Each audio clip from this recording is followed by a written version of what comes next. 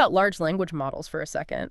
They're already doing incredible things in our lives, right? Oh, absolutely. Writing code, drafting emails, helping us brainstorm complex problems. I mean, they're these immensely powerful tools. Totally. Their capabilities are really transforming how we interact with technology and information. But with that power comes a challenge that keeps a lot of researchers up at night.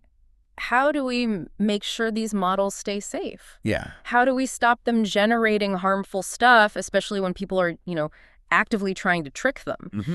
It's this constant, delicate balancing act between safety preventing the bad things and utility keeping the model helpful and capable for all the good things we want it to do. And that's the real tension, because these dedicated adversarial prompts, what people often call jailbreak attacks, they're specifically designed to find weaknesses in those safety guardrails. Right. And the defenses we currently have, well, they often feel like a tough trade-off. Yeah, how so? They either slow the model down, add significant computational cost, or sometimes they make the model so cautious that it becomes less useful even for perfectly okay requests. Exactly. It feels like you can't have maximum safety and maximum utility at the same time, at least not easily or efficiently. It's a real bind. And that brings us to this fascinating piece of research we've been diving into.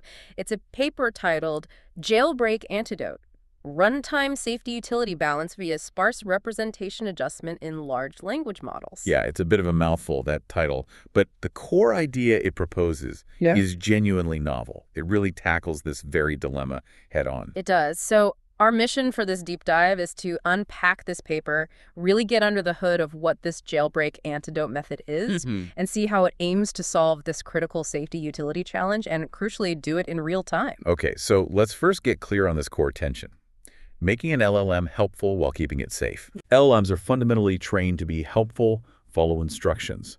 But they also have these safety guidelines built in to, refuse harmful requests. And the attacks exploit that overlap. Exactly. They look for ways to ask for something disallowed in a way the model doesn't flag as harmful. Yeah. It's tricky. And you see all sorts of jailbreak attacks. We looked at the types mentioned in the sources. Some are relatively simple, like asking the model to role-play as something that bypasses rules. The role-playing ones. To really sophisticated algorithmic attacks, things like adversarial suffixes, GCG, these little strings of characters added to prompts. Yeah, designed to just confuse the model's safety checks. Yeah. Then you have things like genetic algorithms AutoDan used to automatically generate these really stealthy prompts. And black box attacks like PairR, which just keep trying different prompts without even needing to know how the model works inside. Right, they just iteratively refine them. Plus, even simpler linguistic tricks can work sometimes. Crafting adversarial paraphrases using ciphered text. Or just changing the tense, asking about something bad in the past or future tense to get around checks. Exactly. All designed to bypass the safety net. And the potential consequences are, significant. Yeah, you could get misinformation spreading, people using it for harmful activities, reputational damage for the companies. Absolutely. So building robust defenses is critical, but like you said, current methods each have their limitations. Right. So you have detection-based methods, trying to spot weird input patterns. Yeah, maybe looking at perplexity or something. But the really sophisticated attacks are designed to look like normal, fluent language. They just slip right past those filters. Okay, so detection is tough. What about prompt engineering? That's where you add instructions or examples to the input prompt itself to guide the model. Things like self-reminders or using in-context learning with safe examples. Does that work? It can be effective, but it adds extra processing steps. It means more latency during inference, the time it takes to get a response.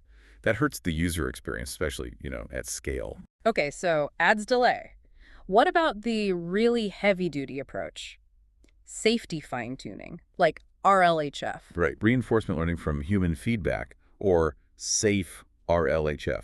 That involves actually retraining part of the model. That sounds powerful. It is powerful, and it can embed safety deeply, but it's incredibly costly, needs massive computational resources. And once it's done, the model's safety profile is basically fixed. You can't dynamically adjust it easily for new threats or different situations. So powerful but expensive and inflexible. Any others? Well, there are some defenses that try to control the model's decoding process, how it actually selects the next word. Methods like smooth LLM or semantic smooth LLM. How do they work? They can sometimes require using a second reference model or they add extra calculations at each step to generate the response, which again adds to the inference cost. Okay, so it feels like every current approach has a pretty significant downside cost, speed, or inflexibility. Pretty much. And for you, the listener, when you're using these tools, you just want them to work, right? You expect helpful and safe without waiting ages or worrying about what might come out. Exactly. The big challenge is how to achieve that balance effectively and efficiently without all these drawbacks. Which brings us back to this paper. What's genuinely innovative about their approach is they're looking somewhere else entirely. Right. Instead of trying to fix the prompt before it goes in, or retraining the model before deployment. Which are the common ways. Yeah. They look at adjusting the model's internal state, basically, the model's own representation or understanding of the input during the inference process itself, while it's generating the response. Okay, hold on. Adjusting the internal state. The idea is that deep inside the network layers, the model sort of knows if a prompt feels benign or harmful. That's the core idea. Think of it like the model building an internal map of the prompt's meaning. The paper has these visualizations, figure 2A and A.1, that really show this. Benign prompts. Their internal representations cluster together in one area of this, like, conceptual space. Harmful prompts. They cluster somewhere else. Makes sense. But what about the attack prompts, the jailbreaks? That's the fascinating part. In the deeper layers of the model, their hidden states actually end up lying between the benign and harmful clusters. Oh, wow. So they're not clearly one or the other internally. Exactly. It visually shows how the attack is manipulating the model's internal perception to look less harmful than it really is. It's trying to sneak into the benign zone. So the core insight is, if attacks are pushing the internal state towards looking benign to trick the model, maybe we can figure out which way is safe in that internal space and, like, nudge it back. Precisely. They figure out what they call the safety direction within this, very high-dimensional internal representation space. How do they find that direction? They use a technique called Principal Component Analysis, PCA. It's basically a way to find the main axis of variation in data. Here, they use it to find the direction that best separates the hidden states generated by benign prompts from those generated by harmful ones. Okay. And crucially, they identify this direction using only examples of benign and harmful prompts.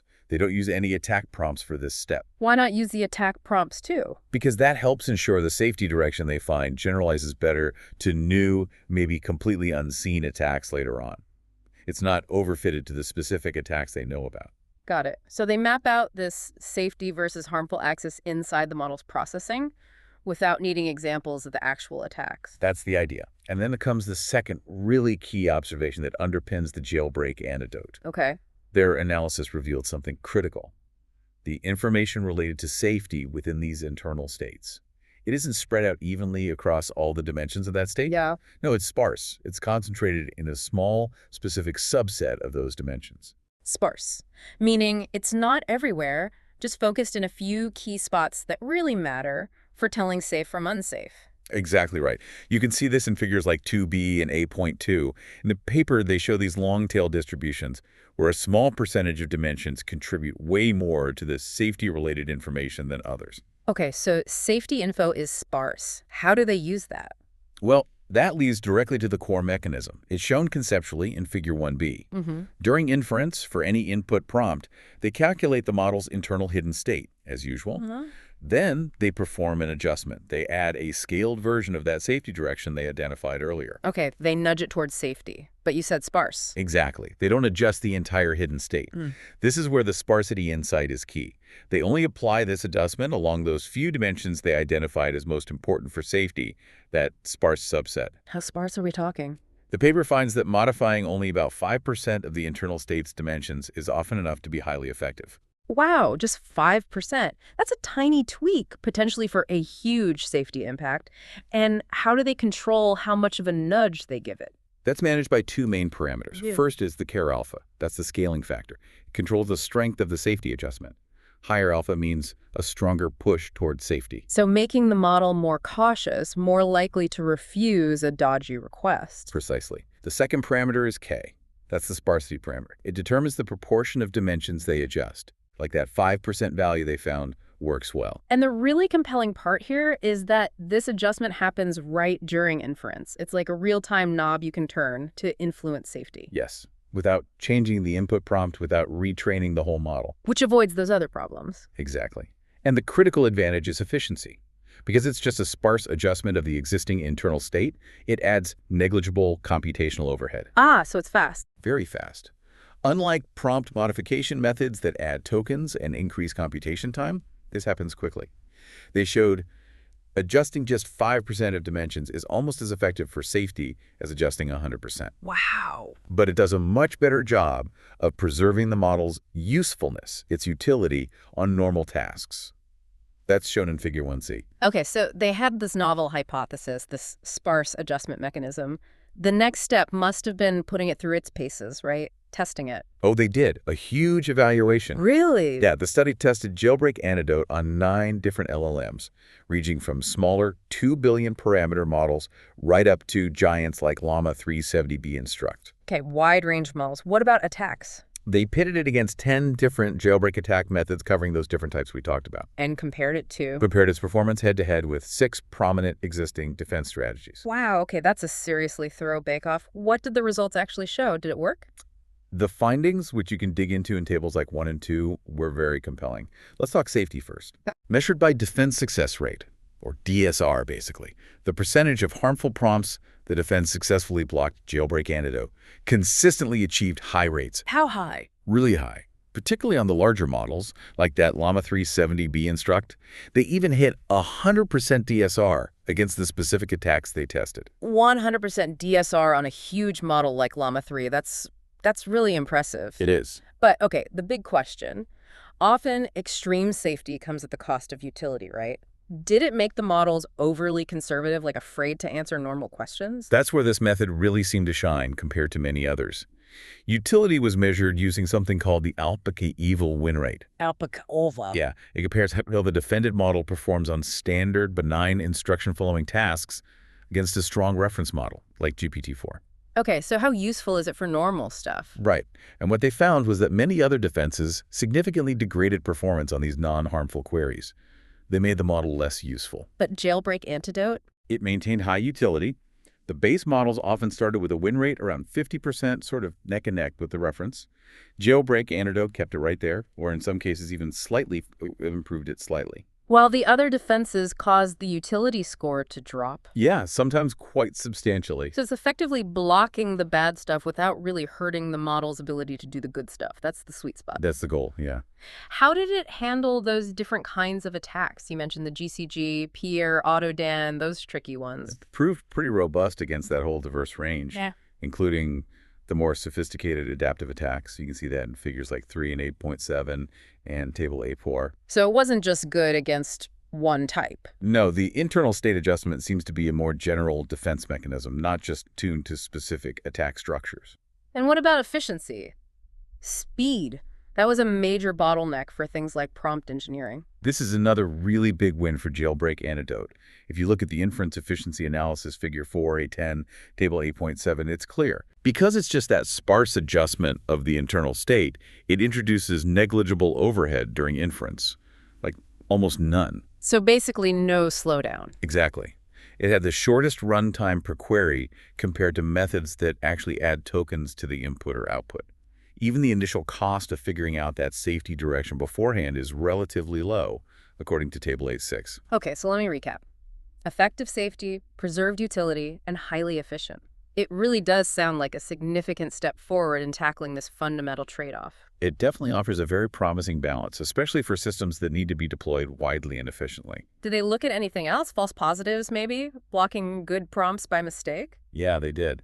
The paper includes analyses like false positive rates in figure 8.9, and that visually shows the trade-off with the alpha parameter we talked about. Right, dialing it up too high might block some okay prompts.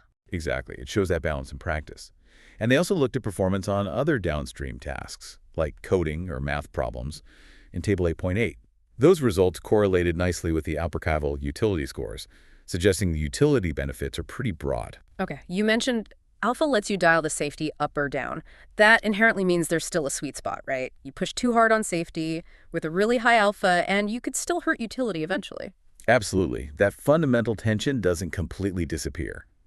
But this method gives you a much more fine-grained, real-time control over it. As you can see in Figure 5 and 8.8, increasing alpha definitely increases the defense success rate, making the model safer.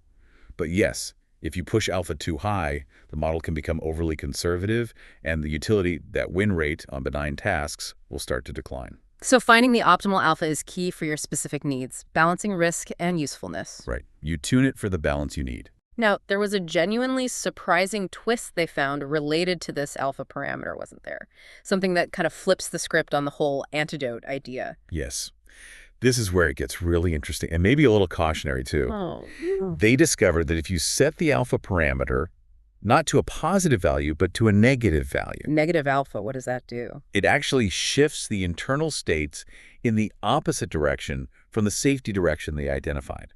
Wait, so instead of pushing towards safety, It pushes away from safety. so you could effectively turn the jailbreak antidote mechanism into something that reduces the model's safety, like make it easier to jailbreak. Precisely. Mm. Table 8.9 in the paper actually shows an example. Oh. Using a negative alpha value allowed a harmful output to be generated more easily than the model would have done with no defense at all. Whoa. It really demonstrates just how powerful controlling these internal states can be, but it also immediately highlights a critical challenge, right? Mhm. If this mechanism exists, how do you make sure an adaptive adversary, someone who figures this out, can't just manipulate it in reverse? Not to make the model safer, but to deliberately make it less safe. That's a crucial vulnerability to think about for deploying something like this. You'd need safeguards on the controls themselves. Definitely. And looking beyond just safety from harmful content, the paper does hint at the broader potential of this whole approach. You mean using this internal state adjustment for other things, not just jailbreaks, Exactly, like for other types of model alignment. such as? Well, they suggest that this technique, identifying relevant directions in the internal state space and performing sparse adjustments, could potentially be used for other goals. Things like maybe reducing bias in model outputs or improving fairness across different groups. So it's potentially a more general method for steering model behavior from the inside? It presents that possibility, yes. A generalizable way to nudge the model toward desired characteristics internally. Okay, so bringing it all together then. This deep dive into Jailbreak Antidote reveals, well, a really novel and efficient method that goes straight for the model's internal states.